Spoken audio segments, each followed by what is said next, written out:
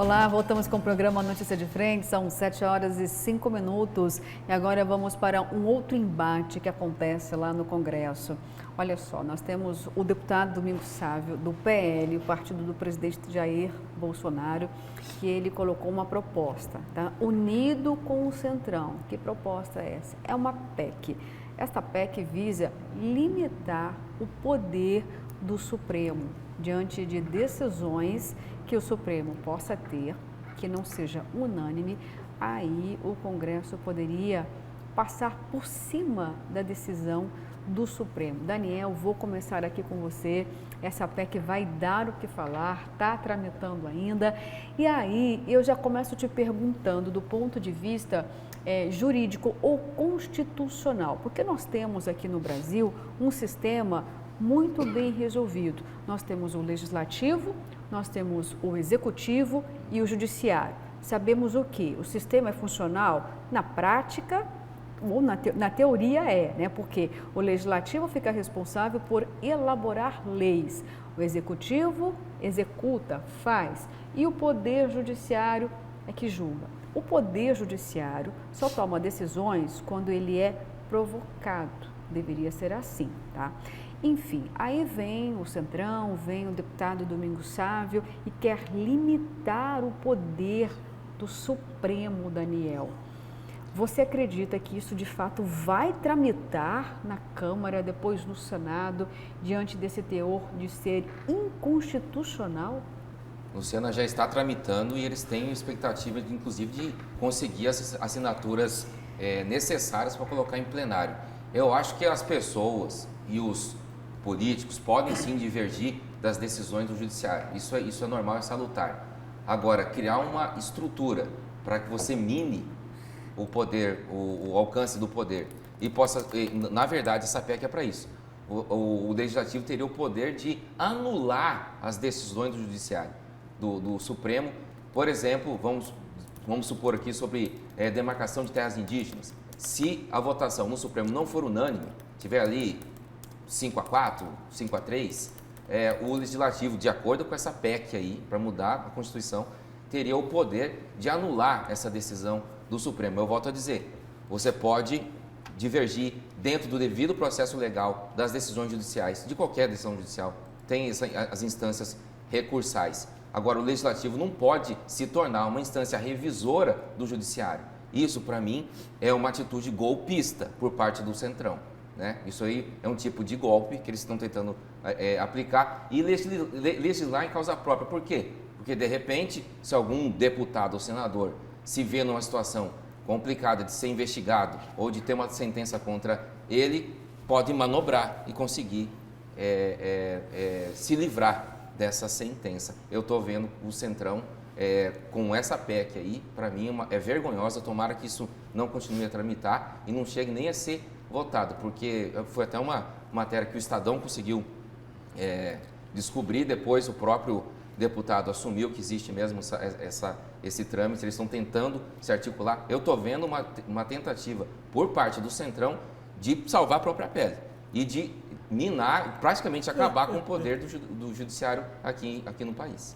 Olha só, professor, o Daniel já expôs aí a avaliação dele. Eu pergunto para o senhor, na sua avaliação, seria a PEC do equilíbrio dos poderes ou a PEC da interferência dos poderes, professor? Sem dúvida, interferência dos poderes. O problema não está no Supremo. Estão querendo tirar o Supremo, deixar de ser Supremo. Aí você tem uma intervenção direta do Congresso Nacional. Isso não pode. O problema não está no Supremo, especificamente. Estão querendo tirar o seu papel fundamental de guardião da Constituição. Né? O problema não está no Supremo, volto a repetir, o problema está em alguns ministros do Supremo Tribunal Federal que, a meu ver, estão ali e caíram de paraquedas. Enquanto nós tivermos, sobretudo, indicações políticas para ocupar um cargo tão importante como esse de ministro do Supremo Tribunal Federal, nós sempre teremos problemas. Porque, na medida em que alguém é indicado, seja lá por um presidente da República, seja lá como for que ele chega ali, e não seja por mérito, e mais por indicação, certamente existe uma gratidão velada política por trás exatamente disso, e isso provoca consequências drásticas, levando muitas vezes a decisões do próprio Supremo completamente na contramão do que o bom senso poderia nos trazer como algo aceitável, né? E é exatamente isso que nós estamos vivenciando hoje. Algumas decisões, a meu ver, completamente política por parte de alguns ministros que estão inclinados fortemente para a esquerda e acabam defendendo princípios que não são tão assim republicanos, vamos dizer. E isso causa estranhamento, causa, sobretudo, um desarranjo muito grande, né, na sociedade, boa parte da sociedade brasileira, inclusive no próprio presidente Jair Bolsonaro, que já vive atacando não só o Supremo Tribunal Federal, mas especificamente 1, 2, ou até mesmo 3 ministros que, a meu ver, estão completamente fora daquilo, da sua prerrogativa, daquilo que da sua função, né, de imparcialidade e decisões mais equilibradas, ponderadas, sem nenhum tipo de inclinação. Esse que é o problema. O problema não está no Supremo, o problema está em alguns ministros, e eu também acho que o Congresso Nacional não deveria ter nenhuma intervenção nesse processo. Professora, a senhora cita essa questão de inclinação política, eu acho que acontece dos dois lados, né? Porque se um lado, por exemplo, o presidente diz que o Edson Fachin é um comunista, etc., né? Que ele tem a tendência de sempre decidir a favor ali da esquerda. Por outro lado, por conta de indicações políticas, o presidente já conseguiu indicar 2, né? O André Mendonça e o Cássio Nunes. E o Cássio tem feito muito, principalmente o Cássio Nunes, tem feito muito o jogo do próprio presidente, né? Sim. Agora, em recente decisão aí, que livrou de cassação um deputado federal do Paraná, a decisão do Cássio foi considerada completamente fora da realidade. Tanto que a própria Câmara do STF voltou atrás e anulou o que ele diz. Então, acho que realmente a questão que tem que se colocar em pauta em relação ao Supremo é esse sistema de indicação de ministros, né?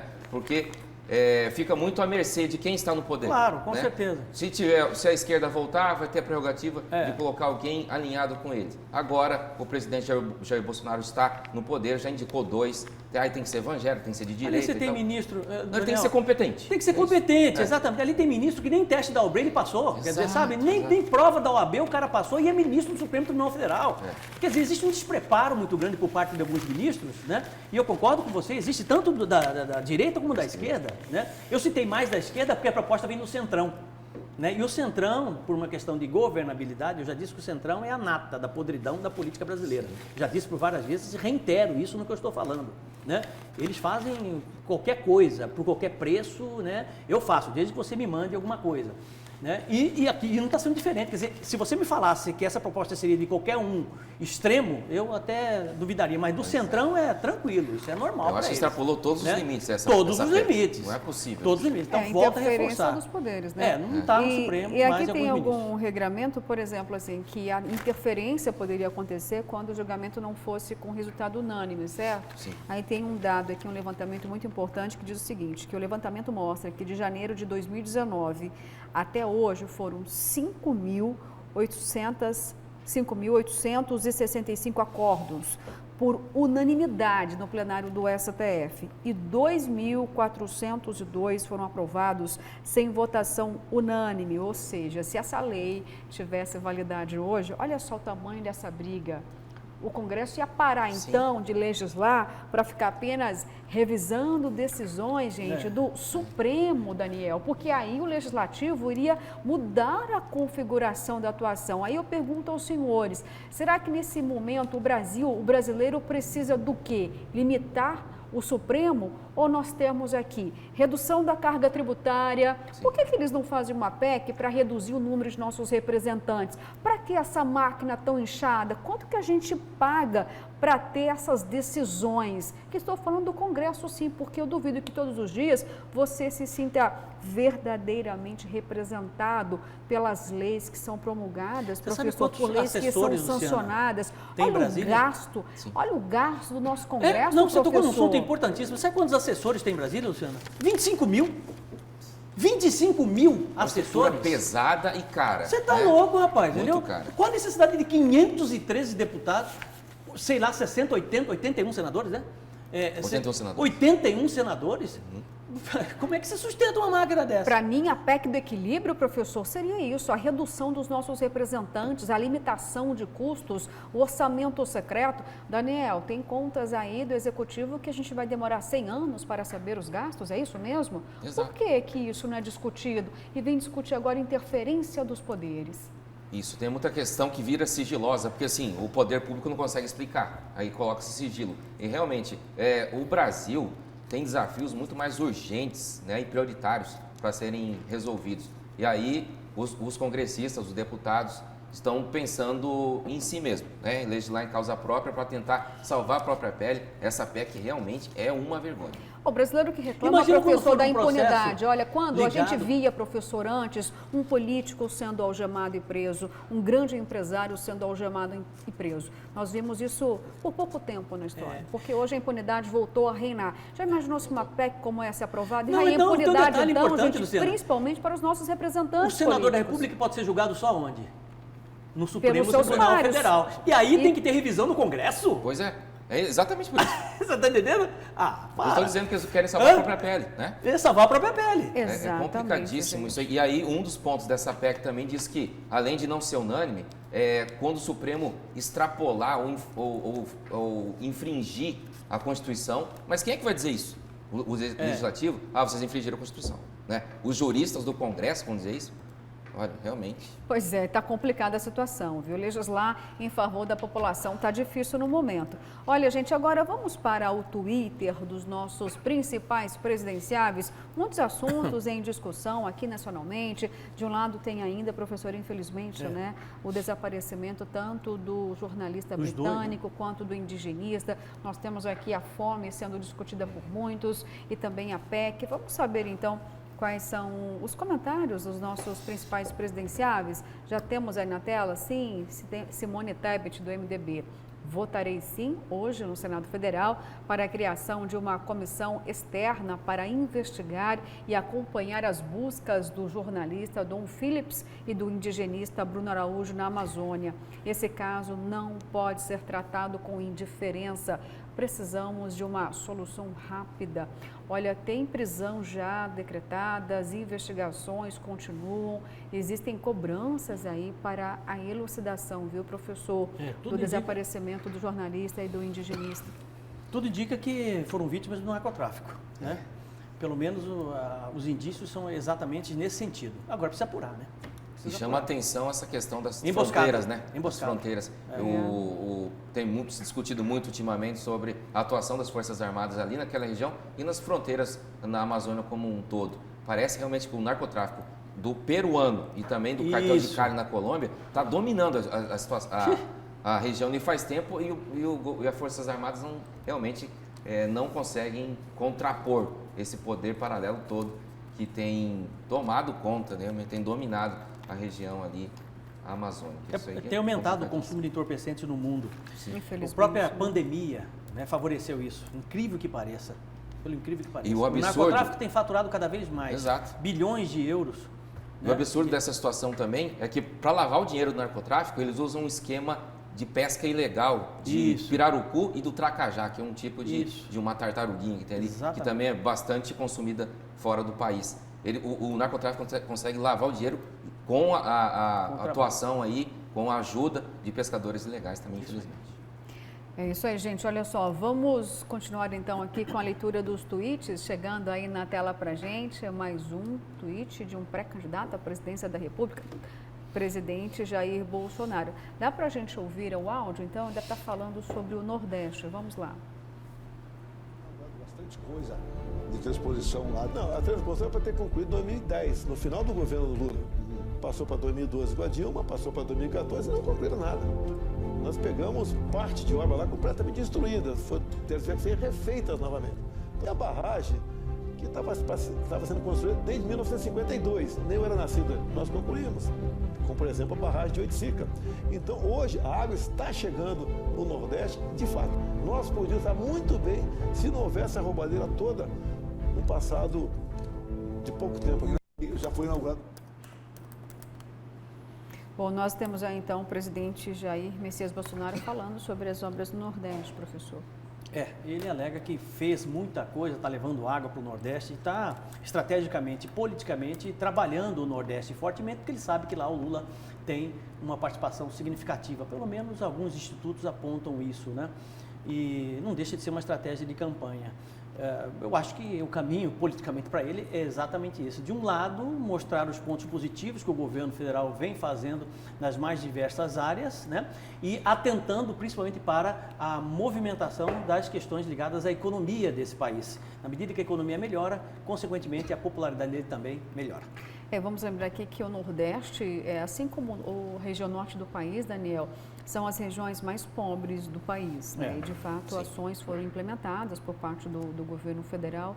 E o presidente, nesse momento, de acordo com as pesquisas, ele tem a resposta desse eleitorado? Ele conseguiu agradar os nordestinos, Daniel? Está bem claro que está tentando ampliar, né, essa ação eleitoral, inclusive ali no Nordeste, que é uma região que, pelo que dizem os institutos de pesquisa, amplamente favorável ao ex-presidente Lula. Então, está esperado que o Bolsonaro faça um esforço maior para conseguir aumentar ali a popularidade e os votos ali na região Norte e Nordeste. Bom, gente, vamos então para o próximo tweet. Chegando aí para a gente agora na tela que aparece é o tweet de Lula. Houve um empobrecimento da sociedade brasileira. Vamos precisar trabalhar juntos para melhorar a vida da população. O povo precisa comer, trabalhar, estudar, ter acesso a lazer e cultura e conseguir criar sua família em paz, sem a quantidade de ódio que temos hoje. Boa noite. Professor, o presidente falando das mazelas dos brasileiros. Só uma pequena correção. Houve sim um empobrecimento da sociedade, não só brasileira, mas como mundial.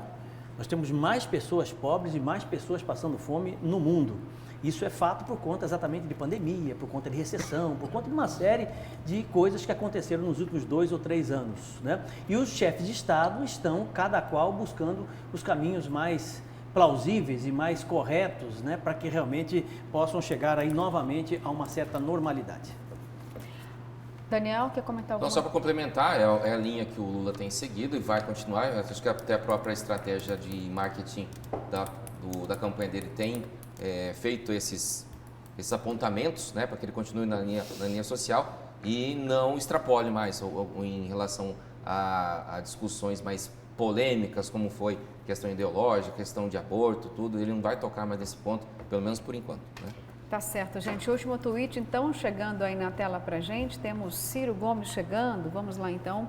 Apesar da solidez tão propagada, a barragem que represa boa parte dos votos de Bolsonaro e Lula vai se romper, transformando a polarização em múltiplas correntes. Estas águas vão irrigar nossa democracia e fazer brotar o novo Brasil. Filosofia, olha, eu vou quase dizer, um poeta, né? É um poema. Não, quase não, professor. Um poema, já entendi como um poema. Bom, traduzindo em miúdos, professor, vai de fato terá o rompimento dessa polarização. A terceira via tem chances de chegar lá, porque é isso que o poema de Ciro quis dizer, né? Chance tem, mas eu acho difícil, do jeito que está indo aí, eu acho difícil, a não ser que realmente os candidatos da terceira via apresentem algo diferente, né? Mais equilibrado, com mais proporcionalidade.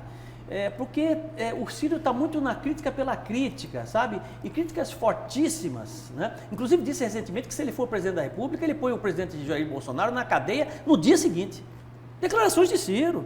Você está entendendo? Quer dizer, então, está atirando para todo lado. Ele atira no Lula, ele atira no Bolsonaro. O Ciro que está sendo cortejado pela Simone Tebet, ela deu uma entrevista recente para o jornal Estado de São Paulo e perguntaram, e aí, você tem conversado com o Ciro? Eu falei, a gente conversa sempre, né? Eu ainda tenho essa expectativa de que ele possa se somar à minha candidatura ou a gente caminhar juntos, porque realmente era isso que se dizia lá atrás, antes do começo da polarização, antes de todas essas possibilidades eleitorais, que a terceira via só se viabilizaria no Brasil se houvesse um nome, né?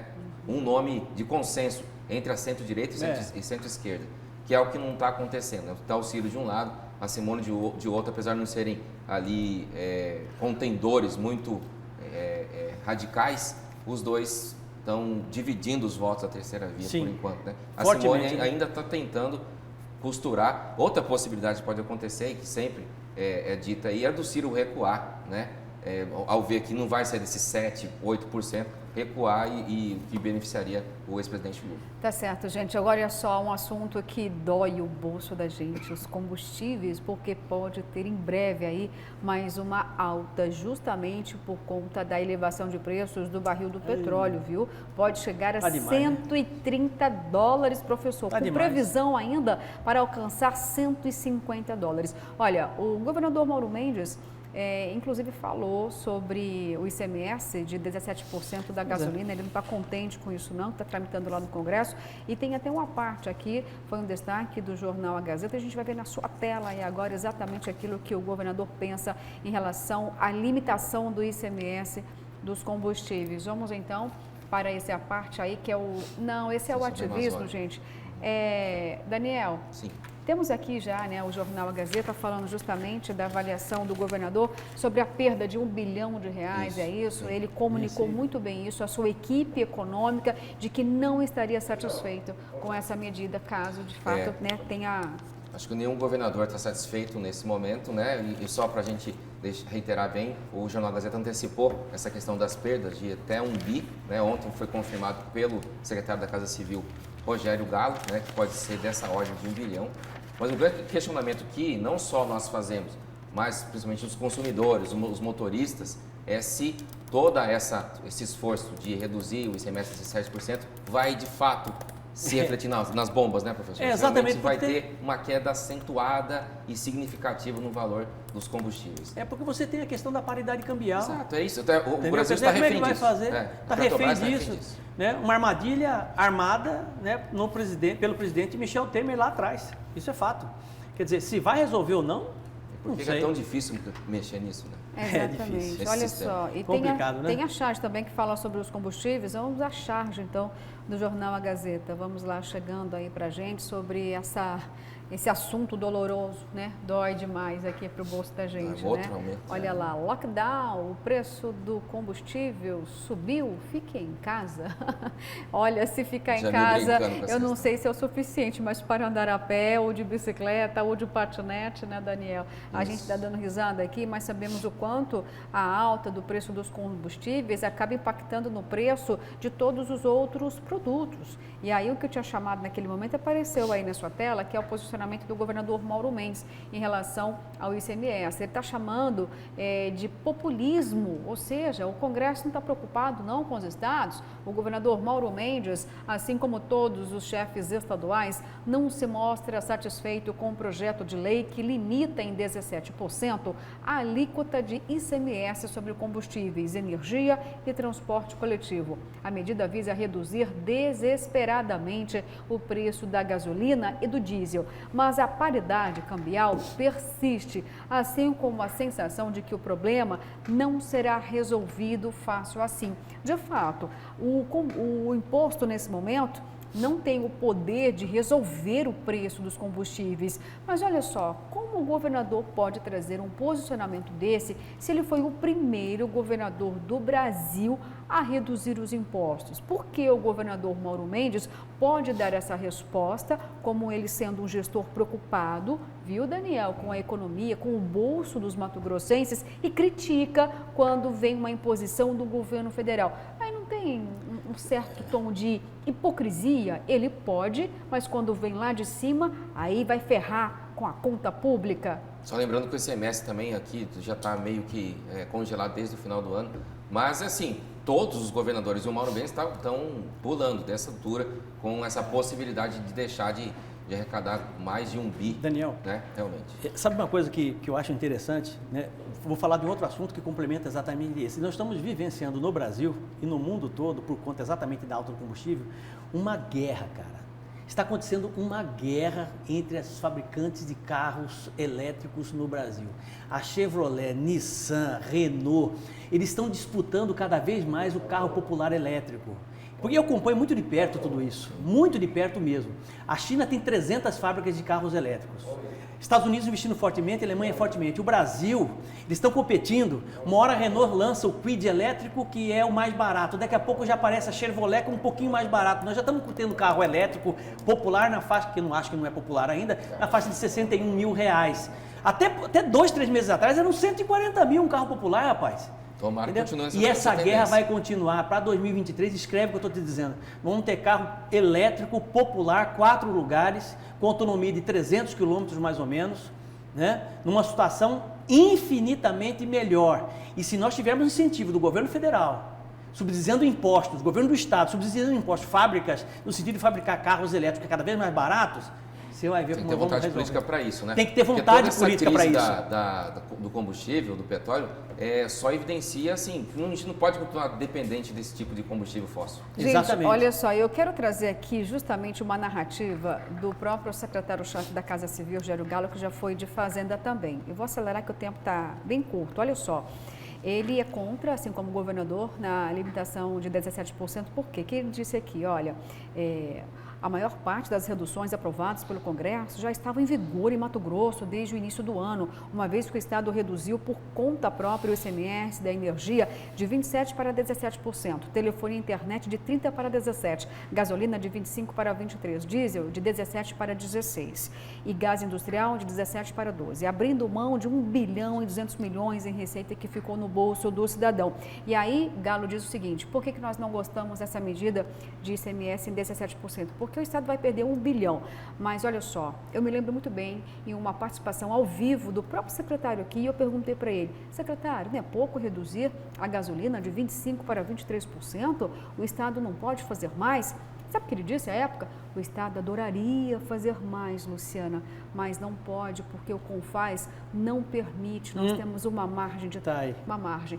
Agora, o CONFAS, então, o Congresso deu de presente a redução e agora não pode. Então, ou seja, Daniel, o discurso... Boa observação da Luciana. Bom, Bem exato. isso mesmo. Não, mas exatamente isso, Não, exatamente professor. isso, perfeito. Você foi cirúrgica na análise aí. E agora, Rogério Galo, como é que você posiciona agora com relação a esse argumento fortíssimo aqui da Vamos fazer Luciana? isso lá embaixo, né? Bom questionamento. Parabéns, Luciana. Obrigada, professor. Ótimo. Gente, olha só, não dá tempo de mais nada. 7h32, o programa fica por aqui, mas amanhã tem muito mais. E olha, eu espero por você amanhã, no ponto facultativo ou para quem é feriado, viu, gente? Fiquem com Deus e até amanhã.